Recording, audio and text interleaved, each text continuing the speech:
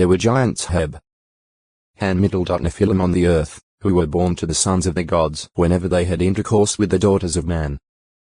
These were the heroes Heb, Hag middle dot Gib middle dot Bo middle dot Rim, who were men of note in days of old. Ge 6. 4, at. See also Mo, Nev, and Tef.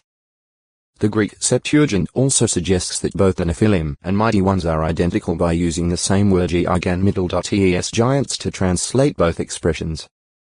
Reviewing the account, we see that verses 1 to 3 tell of the sons of the true God taking wives, and of Jehovah's statement that he was going to end his patience with men after 120 years.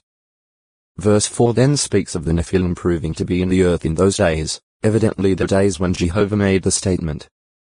Then it shows that this situation continued after that, when the sons of the true God continued to have relations with the daughters of men, and describes in more detail the results of the union of the sons of the true God with women. Who were the sons of God that fathered the Nephilim?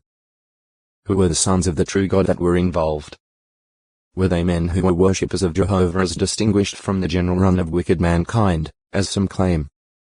Evidently not. The Bible implies that their marriage to the daughters of men resulted in whipping up the badness in the earth. Noah and his 3 sons, along with their wives, were the only ones in God's favor and were the only ones preserved through the deluge. Ge 6. 9.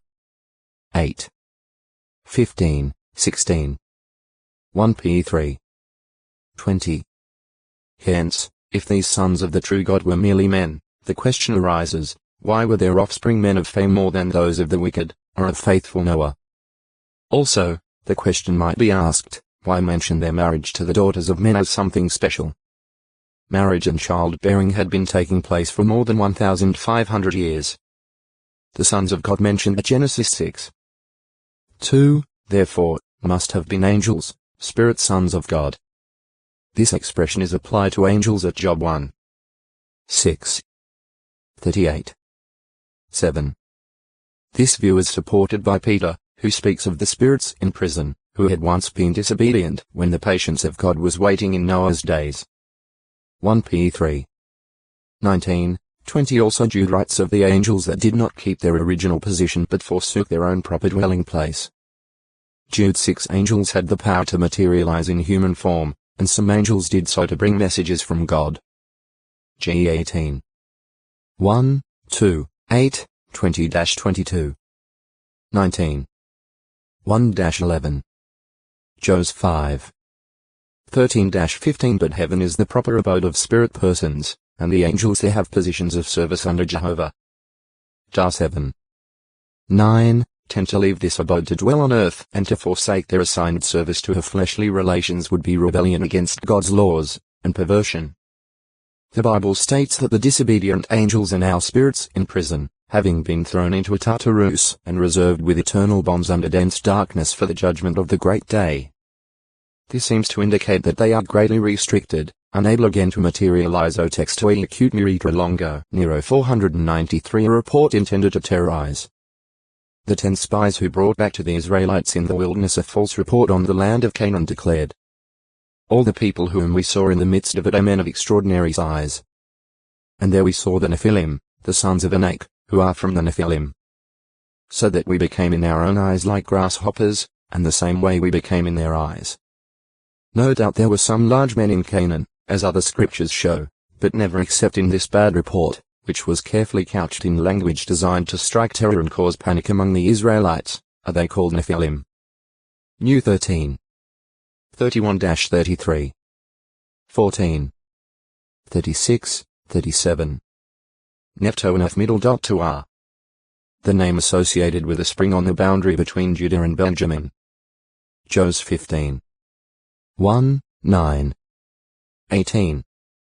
11, 15. This spring is usually identified with the one at Lifta Nephtoah, to the east of Kiriath Jearim and about 4 kilometers 2.5 MWNW of the Temple Mount in Jerusalem. Although this identification would agree with Joshua 15. 9, Joshua 18. 15, 16 appears to place the spring of the waters of Nephtoah W of Kiriath Jearim. Bible translators have variously handled this seeming discrepancy. Following the reading of the Greek Septuagint, The Jerusalem Bible replaces westward with towards Gassan. In the Revised Standard Version the text has been changed in harmony with Joshua 15:9 and reads to Ephron instead of westward. Ronald A. Knox translates the Hebrew word Yammah westward according to its literal meaning as seaward and, in a footnote, explains. This ought to mean westwards, towards the Mediterranean, but it seems quite clear that at this point the boundary of Benjamin turned eastwards. And the sea is presumably the Dead Sea, its eastward limit. Nefushimeni middle.fushi-middle.sim, Nefusimeni middle.fusim.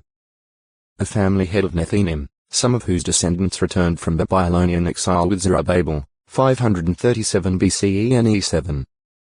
6, 7, 46, 52. As 2. 43, 50 possibly he was of Ishmaelite ancestry through the Naphish tribe. GE 25. 13-15.